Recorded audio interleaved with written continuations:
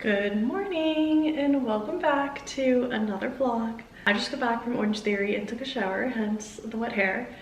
It was such a tough class. Typically if you get 12 splat points in a class, that means it was like a really good class. I got 17. That's like how tough it was and how hard I was working, even though I wasn't trying to. It was just so hot in that room and the workout was just so hard. Anyway, if you're new here, my name is Sarah. I make vlogs, used to be about grad school. Now it's about being a professor and what that is like. I would love if you would subscribe and see the sort of behind the scenes of professor life. Today is going to be a long day. It's gonna be a work from home day, as Wednesdays typically are, but I'm actually going back to Indiana tomorrow, to Bloomington. Zach is having a celebratory work dinner as he transitions into a new role at his job. So I'm going up there to join the dinner, and also just because I like miss him a lot. And it's been a month and I just really want to see him. So it's a good time. But that being said, I need to do a lot of packing, need to do like all the prep for travel. I need to do like double lesson planning because I am gonna get back like on a Monday, then I'm gonna have to teach Tuesday. I lead a writing group today. So I have my work cut out for me. So let's get into it. Also, if you watched my last vlog, you saw that I had a little like handheld mic on a pen. I was trying some new sound settings, but it seems like the verdict is it made me sound really quiet, which makes no sense because it was the microphone. So I think it reduced the static a little bit, but I think it made it quiet. So we're just going back to square one, back to the drawing board with sound. I'm getting a new camera soon, so just bear with me on the sound. First up on the to-do list is a hamper full of laundry.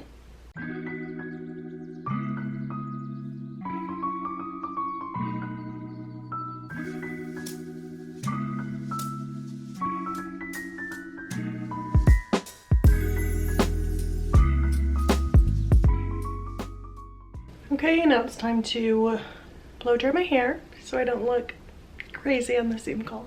Hair and makeup done. Just did some light makeup so I can like, you know, feel alive. And I am gonna go eat something. Typically when I get back from Orange Theory, I'm like ravenous. But for some reason, the past couple times I've been doing it, I just like haven't been hungry for hours after. And I don't know if it's because like I get so hot during the workouts because they don't turn on the fans here that I'm feeling nauseous, that it takes a while to like settle from that. But I don't know, I'm like not even really feeling hungry right now, but I know that I should eat something, so I've had a cinnamon toast crunch. So I have some leftovers from dinner last night, but that doesn't quite sound right just yet. So I honestly might eat a second breakfast and eat some protein waffles. Went with the leftovers instead.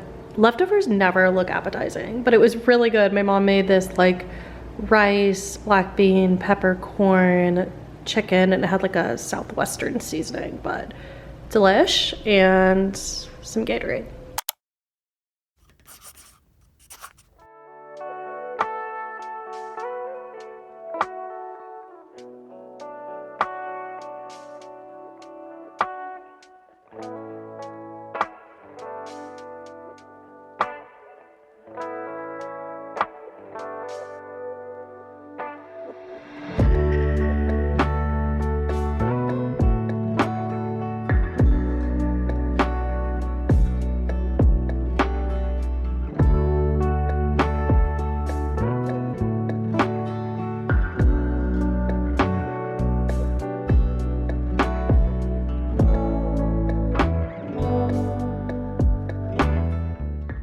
Couple hours later now, I have just been working on the lesson plan for tomorrow this whole time.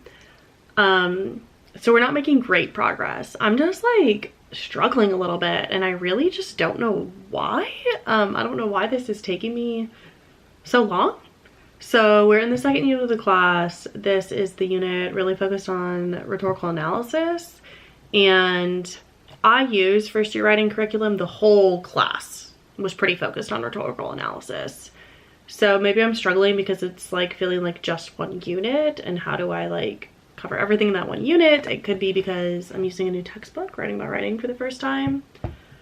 I don't really know. So students had a reading, Rhetoric, Making Sense of Human Interaction and Meaning Making by Doug Downs, and it was written specifically for this textbook, and it gives an overview of all of the discipline of rhetoric in like 20 pages. And I just wish that I would have read this like first year of grad school, honestly. But that being said, it's like pretty overwhelming because it's talking about all these different subfields of rhetoric, which is already like a massive thing, as we know. Even I, with a PhD in it, struggle when someone asks me to concisely define rhetoric. So I think the article is really great and does a really good job. I just think it might be overwhelming to freshmen. So I'm a little bit scared. I gave them a homework assignment that involves doing a summary of the reading, but like in a fun video way. And so I'm hoping that students read it enough and understand it enough that they can produce a full summary. And what I'm working on now is coming up with discussion questions. And normally discussion questions are like not hard for me to come up with. I feel like I always take the strategy of starting with like, so what was the main point of this article? Just like understanding students are ensuring students are understanding it. And then I think I'm just gonna jump into like, what was the most interesting or surprising thing you learned? Because there's just like so many little things. Like he goes into like embodied rhetoric. He actually starts with embodied rhetoric, which like major slay. And then like rhetorical elements, motivation, ecology, rhetors and network, context, exigence, kairos, interaction, collaboration, knowledge making, narrative, values, reasoning, identification, credibility, ethos, logos, pathos, adherence, canons, which is like delivery, memory, like all of that. It's like, this is a lot. So I think I'm like, what do I want to focus on in class? But the whole point of what I'm doing in this unit is I'm giving students a bunch of different frameworks for analyzing a rhetorical artifact. What they're going to do for their major assignment is pick a rhetorical artifact. It could be anything. It could be an Instagram post. It could be an advertisement. It could be a literal physical object. And I want them to have all these options and then pick which ones make the most sense for analyzing it. If it's any of these specific things, if it's like the more traditional rhetorical situation with like author, audience, purpose. So I want to go over all of these. I'm just struggling a little bit. So what I had students do last time is we analyzed an Instagram post just with the basic rhetorical situation, author, audience, purpose. And we tried to like dive into like, okay, how is the purpose connected to the audience in these ways? But this feels like not just going from like A to B in terms of difficulty. This is like going from like A to like M in terms of difficulty. So I'm a little nervous about that. I'm just like, I don't know how things are gonna go tomorrow, honestly. That's just how I feel. Decided to go the Sydney Sweeney route. And we're gonna analyze the advertisement, but also the controversy surrounding the advertisement with her American Eagle jeans. If you don't know about it, it's like literally everywhere on YouTube and on Google. And we're going to read the NPR article, which sort of summarizes the controversy surrounding it. And then the students, I'm going to break them into groups, and then they're going to analyze the whole thing as the rhetorical situation and analyze like the various parts of it. Like, who are the actors at stake here? What is the exigence? Is kairos playing in at all? Like opportune timing, which like I would say yes, because it's 2025 and conversations about like race and the media are like more prevalent than ever. But I think it will be good. And if anything, I think I've maybe packed too much in this lesson, which will be good because lately we've been ending early because I just like have been moving through things too fast. And if anything, we'll have too much content and then we could cover the rest of it on Tuesday when I get back. And then I started brainstorming some stuff for Tuesday, have the homework all lined up for the rest of the week, but that took a while. I was really hoping to be able to go to like Sephora today. I really just need more setting spray. And I couldn't find it. I didn't have time, not that I couldn't find any. Debating going after dinner, but it's like still rainy. I'd have to like really want that. Now I'm gonna get started packing. I just tried on a couple outfits. Shoes are always what's hard. I have to try on the fit with the shoes to make sure that it's gonna work. So I wanted to make sure that this dress would work with flats, and it's cute. My mom also approved. So now I'm gonna pack up some stuff. Maybe I'll end up going to Target after dinner and getting stuff. I guess we'll just have to see what I need.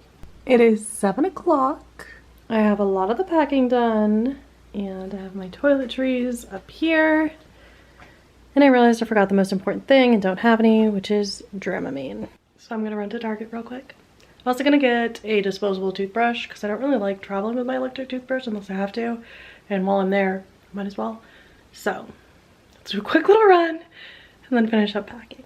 Dramamine is secured. This was $14, which is kind of wild. All this to find I had Dramamine at home after all, in my medicine bag as I was going to put. You know, at least that trip to Target let me buy some setting spray. Wasn't the one I wanted. I love the one size from Sephora, but I bought some like NYX setting spray with good reviews, so it is what it is. I also bought some scissors because I need them for my office. And now I'm gonna do my nails. I've been loving just these press-ons from like TJ Maxx, Marshalls. These have little cherries on them. They are the Nail Reformation brand, but the glue is almost like too good, you guys. Like, it is so strong. It's hard to get them off. So I think I'm going to try this Olive and June glue. Also, I think this is a brush, so I think it's gonna be a little easier to apply. A little cherry on the ring finger. That's so fun. I love this like sort of neutral light pink. The length is long, but I had long nails last time and I didn't mind. I file them a little bit at the ends and then file like the edges to make them just like a little thinner to fit my fingers better. But process could not be easier. It was easier to apply with the brush than like the little glue in a container like this. But we'll see how long they last. When I go to Indiana, I'll also bring like, it comes with so many extras because I want to make sure like you get the size for yourself. I'll bring those extras with me in case any of them fall off, but I've never had an issue with one falling off in the first week. I'm gonna put this mountain of laundry away so that I love myself when I get back from my trip.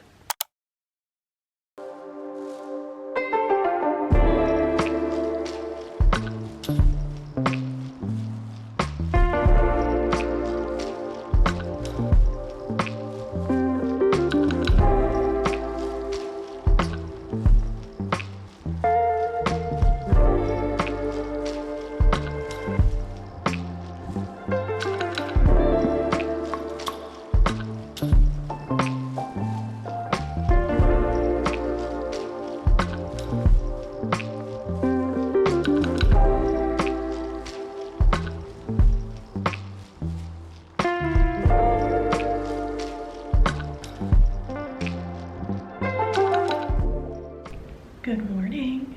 First time officially vlogging my office. I'm a little scared. So if this clip is quiet, I'm sorry. It's about 10:30. I have been in my office for like 20 or so minutes now. It's a 30-minute commute this morning. Not too bad because I left at 9:30, so I was able to miss all the traffic, or most of the traffic. And I have a couple things that I want to do today. This morning, I want to prep my responses to some interview questions because I'm going to be interviewed on a podcast tomorrow, which is kind of fun. And I also need to do some grading. My students turned in their multi-literacy narratives last week, at the end of last week, so I've been working my way through those. And then what else was on my list? I know there was something else. Oh, I need to fill out some paperwork, a form. Boring, not too fun. So let's get into it.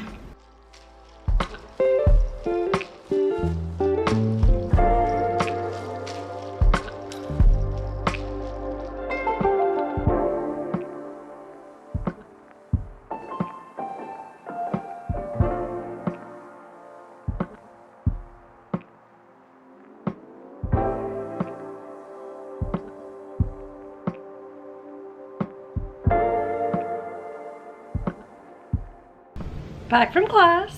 I don't know why I did that, but I did it. It was a good class. I always put my hair in a clip as soon as I get to my car because I'm always so out from walking back to my car. Yeah, it was a good class. I think the Sydney Sweeney example went over well, but students definitely found the reading challenging. And honestly, I think they just found it really boring. So I tried my best to say, here's all these terms, but look, here's how they're applicable to like everyday things. And what I really want students to grasp is the way that like all these rhetorical tools are connected. We're never just analyzing the purpose of a situation. We're always analyzing purpose in relation to audience, in relation to who the author is, in relation to Kairos and what's going on with the context and exigency and all those things. I do think that example actually worked out pretty well because it was a pretty complex situation, because it was not just Sydney Sweeney and the ad, it was people getting upset about the ad, then people getting upset that people are upset. So anyway, the drive home took 56 minutes, which It's not bad given that I didn't leave till like 3:30. It is 4:39. I need to leave here at 5:45, so I'm gonna get in the shower, take off my makeup, and then my dad's gonna take me to the airport.